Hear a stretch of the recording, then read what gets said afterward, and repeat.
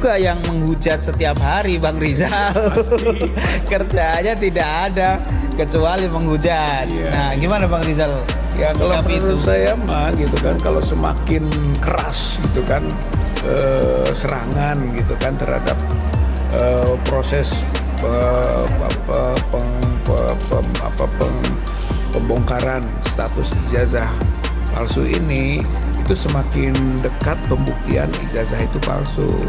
Sehingga menimbulkan satu kepanikan, dan kepanikan itulah yang menyebabkan serangan makin bertubi-tubi gitu kan kepada para pembongkar gitu ya, pemburu ijazah itu, karena sebenarnya yang kita perjuangkan bukan kepentingan pribadi, bukan kepentingan kelompok, itu kepentingan rakyat atau masyarakat sendiri. Nah, ini yang perlu diketahui oleh publik gitu kan, bahwa pembongkaran atau pemburuan ijazah ini apakah palsu atau asli demi kepentingan rakyat Indonesia, supaya jangan sampai kita punya pejabat atau mantan pejabat, bahkan orang nomor 1 di Indonesia ini menggunakan dokumen yang tidak halal. Tidak halal ya. Dokumen yang haram, dokumen yang tidak benar yang disebut palsu itu. Wih, celaka.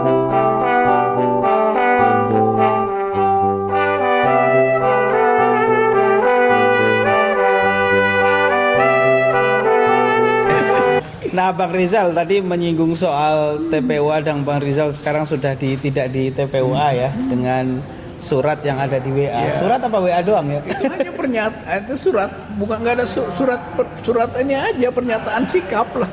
Itu kan mas, itu secara hukum juga kita bisa bertanyakan. Itu nggak sah itu.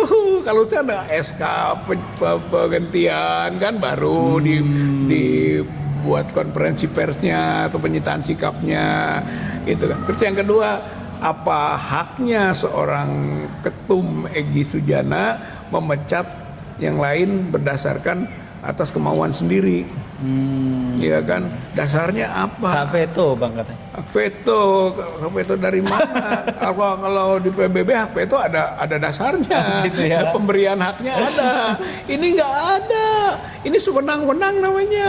Jadi kalau mau dilawan masih bisa, tapi kita kan berpikir buat apalah gitu kan, nggak di TPUA juga kita berjuang kok, gitu kan, bukan cari uang, bukan cari untung di sana, bukan kerja lah di TPUA itu gitu. Jadi buat apa kita ribut-ributkan itu gitu aja. Nah, dinamika yang terakhir ini kan apa ya Bang ya?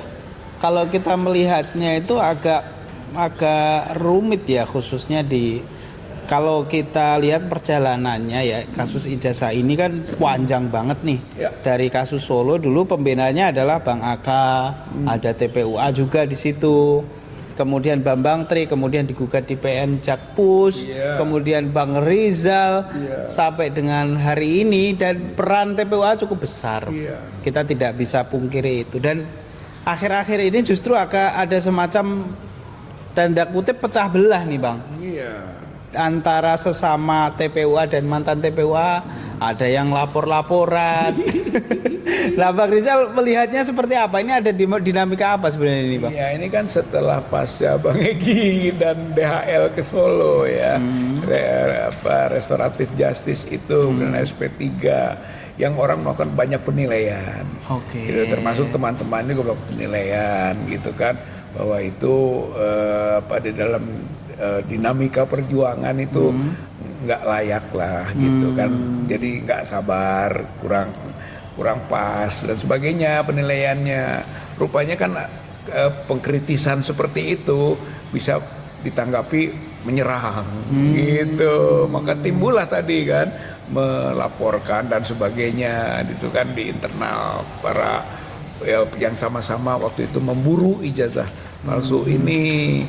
Ya pasti pihak yang menjadi target, katakanlah Pak Jokowi dan kubunya, itu akan memanfaatkan momen ini gitu, sehingga timbul dugaan bahwa ini kemungkinan dipicu gitu kan perpecahan ini gitu kan, untuk memproteksi isu yang sebetulnya sudah membahayakan dirinya gitu. Dan pasti itu akan memiliki nilai yang sangat tinggi. Nilai yang sangat tinggi ya Bang. Kalau ini Bang, kita kembali lagi bahwa TPUA itu kan dibentuk dulunya itu adalah untuk membela para ulama dan para aktivis yang dikriminalisasi di eranya Pak Jokowi kalau tidak salah pada waktu itu, karena banyaknya aktivis yang ditangkapi, ulama, ustadz juga banyak banget yang ditangkapi dengan undang-undang ITE dulu ya, ingat sekali. Ada banyak sekali tokoh-tokoh politik, bahkan ustadz Maher Atuwailipi meninggal di penjara dan banyak lah. Nah itu kan dulu kalau tidak salah dibentuk oleh Habib Rizik. Nah apakah sudah ada statement dari Habib Rizik terkait dengan dinamika hari ini Bang Rizal? Sampai sekarang belum ya. Kita juga sudah mencoba untuk memasukkan input-input lah melalui berbagai orang-orang dekatnya gitu kan, bahwa ini dibutuhkan penyikapan gitu, jangan sampai TPUA akhirnya dipermainkan. Seperti tadi kan idenya bagus, TPUA itu tim pembela ulama dan aktivis yang juga tadi mengalami korban kriminalisasi, tapi sekarang kok justru para aktivis juga yang jadi bukan dibela, malah jadi korban gitu kan oleh perilaku mungkin person-person yang ada di TPUA itu.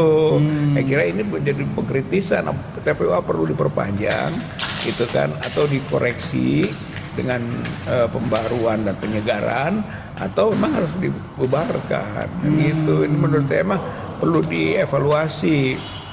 Kalau tidak nanti akan terbawa-bawa juga kepada Pak Habib Riziknya gitu kan, sebagai orang yang membentuk. Kemudian seolah-olah kita ini dipecat karena kita sudah melanggar hitoh perjuangan TPUA, ya kan? Padahal justru kita melakukan ini semua dalam rangka menunaikan misi TPUA gitu. Malah kita berbalik, siapa yang telah menyimpang dari hitoh perjuangan TPUA? Kami yang dipecat atau yang memecat? Gitu. Itu saya perlu kira klarifikasi. perlu klarifikasi gitu, dan kita siap gitu, karena sampai sekarang kita merasakan tidak pernah melakukan hal-hal yang buruk dan pengkhianatan terhadap misi perjuangan TPUA gitu. Yang lucu juga sebenarnya, yang berangkat ke Solo itu Bang Egy sama DHL, yang dipecat kita. Padahal justru yang harusnya dikritisi gitu kan, dan publik juga melakukan pengkritisan terhadap itu, yang harus mendapat perhatian gitu, bukan ya. Tapi karena ini tadi TPUA apa sih, kami kan berjuang di TPUA-nya gitu kan, bukan bekerja, bukan cari untung, bukan apa ya, buat apalah ngeributin juga. Iya betul. Gitu aja Bang Arif. Oke Bang Rizal, terakhir mungkin kita ingin mendengarkan Bang Rizal ya, pesan terhadap masyarakat ya. Tetap aja ini bukan hanya TPUA yang terbelah, tapi masyarakat juga dalam hal ini soal penyikapan kasus ini juga terbelah ya. Ada yang pro terhadap pengungkapan dugaan ijazah palsu Pak Jokowi ini, yaitu mendukung Bang Rizal dan kawan-kawan. Ada juga yang menghujat setiap hari Bang Rizal. Kerjanya tidak ada kecuali menghujat. Nah, gimana Bang Rizal? Ya kalau menurut saya mah gitu kan, kalau semakin keras gitu kan serangan gitu kan terhadap proses pembongkaran status ijazah palsu ini, itu semakin dekat pembuktian ijazah itu palsu, sehingga menimbulkan satu kepanikan, dan kepanikan itulah yang menyebabkan serangan makin bertubi-tubi gitu kan kepada para pembongkar gitu ya, pemburu ijazah itu, karena sebenarnya yang kita perjuangkan bukan kepentingan pribadi, bukan kepentingan kelompok, tapi kepentingan rakyat atau masyarakat sendiri. Nah ini yang perlu diketahui oleh publik gitu kan, bahwa pembongkaran atau pemburuan ijazah ini apakah palsu atau asli demi kepentingan rakyat Indonesia, supaya jangan sampai kita punya pejabat atau mantan pejabat, bahkan orang nomor 1 di Indonesia ini menggunakan dokumen yang tidak halal. Tidak halal ya. Dokumen yang haram, dokumen yang tidak benar yang disebut palsu itu. Wih, celaka sekali. Sebenarnya kita ingin menghindari agar itu tidak terjadi gitu kan gitu. Tapi inilah dengan cara membongkar. Jadi support kepada publik terhadap kami gitu kan, kita tetap harapkan karena ini belum selesai loh gitu. Masalah upaya pemburuan status ijazah Jokowi belum selesai. Jadi jangan putus asa para pejuangnya, jangan putus asa para pendukungnya, dan jangan putus asa rakyat atau masyarakatnya. Oke. Baik, terima kasih Bang Rizal Fadila atas waktunya. Terima kasih teman-teman yang sudah menonton. Wassalamualaikum warahmatullahi wabarakatuh. Waalaikumsalam warahmatullahi wabarakatuh.